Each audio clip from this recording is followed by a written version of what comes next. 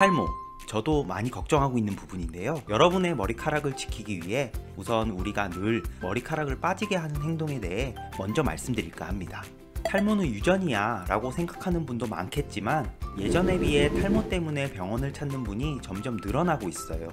이건 바로 우리가 생활 속에서 탈모를 유발하는 다양한 생활 습관을 가지고 있기 때문이기도 해요.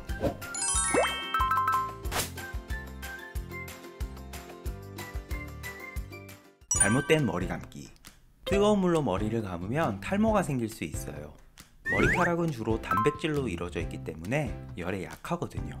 뜨거운 열은 단백질에 손상을 줘서 머리카락을 변하게 하고 탈모를 일으킵니다. 머리카락뿐만 아니라 두피도 손상되는데 건조하게 되고 유수분 균형도 무너지죠. 그럼 어떤 온도의 물로 머리를 감는 게 좋을까요? 머리 감기에 가장 적절한 물 온도는 30-40도 정도의 미지근한 물이에요. 체온과 같은 수준이라고 보면 되는데 물이 두피에 닿았을 때 뜨겁지도 차갑지도 않은 정도면 아주 괜찮습니다. 또 시원하다고 손톱으로 두피를 긁으면서 머리를 감으면 탈모가 생길 수 있어요. 손과 손톱 밑에 있는 세균이 긁은 두피 사이로 침투해서 염증을 일으키기 때문이에요. 손가락 지문 부분으로 두피를 가볍게 마사지한다는 느낌으로 머리를 감으셔야 합니다. 탈모 예방을 위해 머리 감기에 좋은 시간대도 따로 있는데요. 바로 하루 일상을 끝낸 저녁이나 밤입니다. 머리 감기 자체가 피지, 각질, 비듬 같은 노폐물이나 먼지, 오염물질 같은 이물질을 제거하는 목적이기 때문에 하루 동안 생기고 쌓인 나쁜 물질을 제거하고 자는 것이 좋아요. 물론 두피나 머리 상태에 따라 아침에 꼭 감아야 한다면 아침에는 가볍게 감고 저녁에는 충분히 감기를 추천드리겠습니다. 또 머리 감는 횟수도 하루 한두 번에서 일주일에 한두 번까지 다양한데 이는 모발 상태, 두피 상태, 헤어 제품 사용 습관에 따라 달라지기 때문이에요. 두피가 지성이면 하루 한두 번, 두피가 건성이면 2-3일에 한 번 정도를 추천해드려요. 두피 염증이 있다면 매일 감고 탈모가 있다면 두피 염증을 예방하는 것이 좋기 때문에 역시 매일 감으면 좋겠습니다. 매일 감으면 탈모가 더 생길 것 같지만 머리를 매일 감는다고 머리가 더 빠지는 건 아니에요. 매일 감아서 빠지는 머리는 원래 어차피 빠질 상태에 있었던 머리카락일 가능성이 굉장히 높습니다. 잘못된 샴푸, 린스, 트리트먼트 사용. 샴푸, 린스, 트리트먼트 같은 머리카락 케어 제품을 잘못 사용하는 것도 탈모를 일으키는 주범인데요.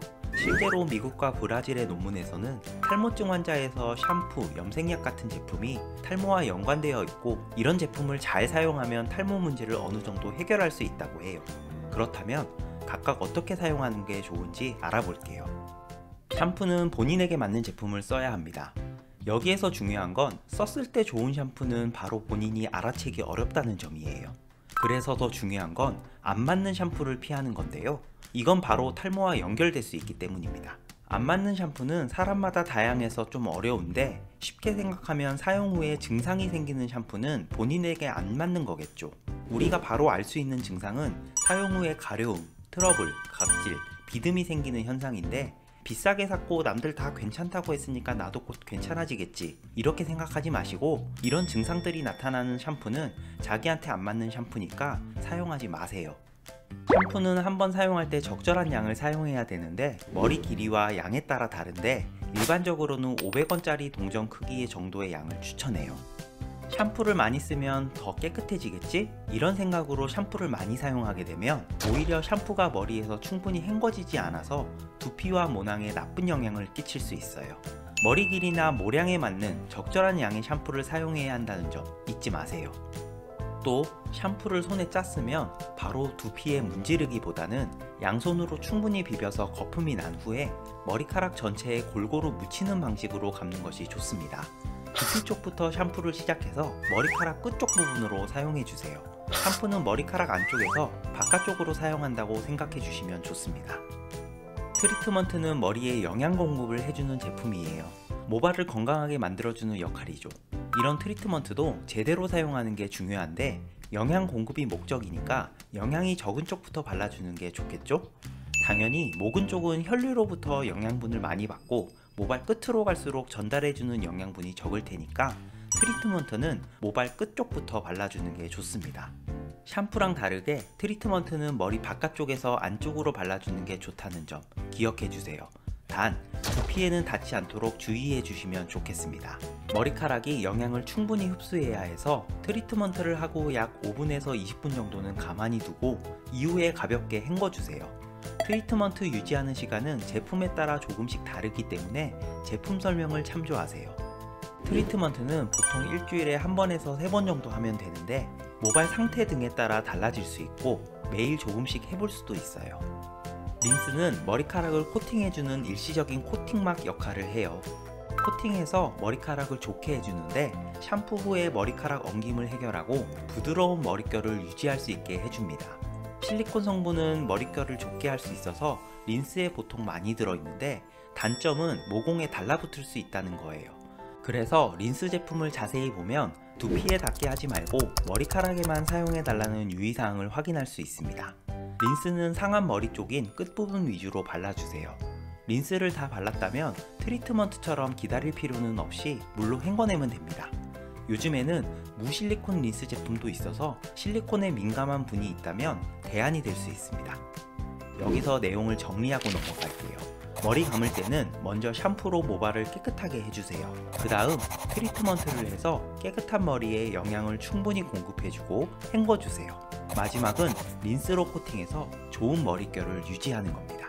샴푸, 트리트먼트, 린스 순서로 사용하세요. 탈모를 예방하기 위한 방법으로 린스를 먼저 하고 이후에 샴푸를 하는 리버스 워싱이라는 것도 있다고 합니다.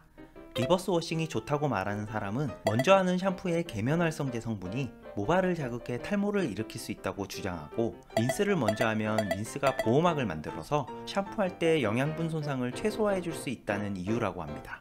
근데 이런 리버스 워싱은 탈모 예방에는 근거가 전혀 없어요.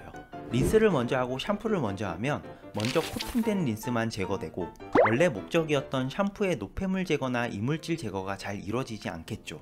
오히려 모발과 두피에 도움이 되지 않습니다. 또 샴푸를 하고 린스를 써야 모발의 정상적인 전하를 유지할 수 있어서 정전기나 트러블을 예방하는 데 좋습니다. 따라서 탈모 예방으로 리버스 워싱은 백 교수가 추천하지 않습니다. 아까 정리해서 말씀드린 대로 샴푸, 트리트먼트, 린스 순서로 사용하세요. 100년 건강, 구독, 좋아요, 알람 설정 부탁드려요. 머리 감은 후 잘못된 관리 습관. 머리를 감고 나서 머리에 수건을 두르고 있는 습관은 탈모를 생기게 할 수 있습니다. 머릿속에 있는 물기가 계속 남아 있으면서 세균이 번식하기 좋은 환경이 되고 지루성 두피염이 발생해서 탈모가 생길 수 있죠. 수건으로 머리카락을 잡아당기고 비비면서 머리를 닦기보다는 수건을 꾹꾹 눌러서 물기를 제거하는 것이 좋습니다.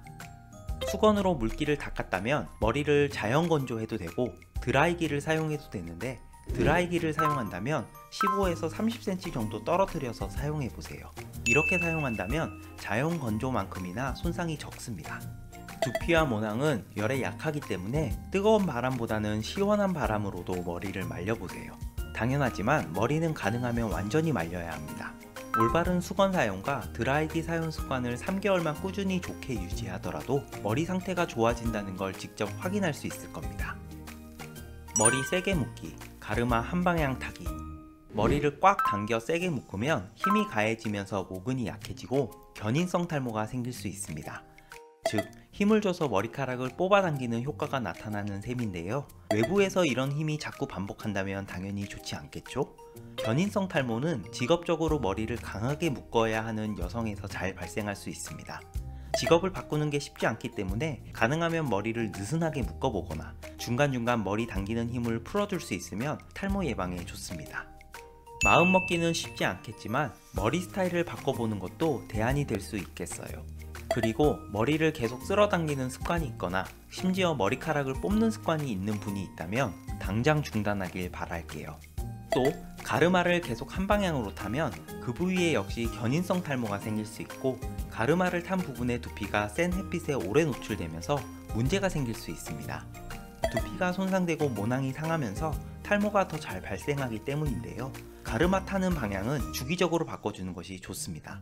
이에 대한 구체적인 시기나 방법은 아직 정해진 게 없습니다. 각자 모발 상태 등을 파악하고 처음에는 한 달에서 3달 간격으로 바꿔보세요. 괜찮다면 이 간격을 늘려보면 좋겠습니다. 오늘 말씀드린 이유 외에도 탈모를 부르는 나쁜 습관은 굉장히 많습니다. 흡연, 음주, 과도한 스트레스, 수면 부족, 야식이나 불규칙적인 식습관 등은 탈모에 직간접적으로 영향을 미치죠. 이 말인즉슨 머리카락이 걱정이라면 생각보다 우리가 할 수 있는 게 많다는 겁니다. 물론 하루아침에 이런 나쁜 습관을 고칠 수는 없겠지만 먼저 이런 게 있다는 걸 알고 영상을 반복해서 보면서 머릿속에 박히게 하고 천천히 하나씩 몸에 익숙하게 만들어 나간다면 지금보다 더 풍성하게 오랫동안 건강한 모발을 유지할 수 있을 거예요. 저 백교수가 응원하겠습니다. 탈모를 넘어 등모하는 그날까지 모두 화이팅입니다. 오늘 영상이 도움이 되셨다면 구독과 좋아요 부탁드리고 주변 지인과 공유해서 함께 건강해지기를 진심으로 기원하겠습니다. 감사합니다.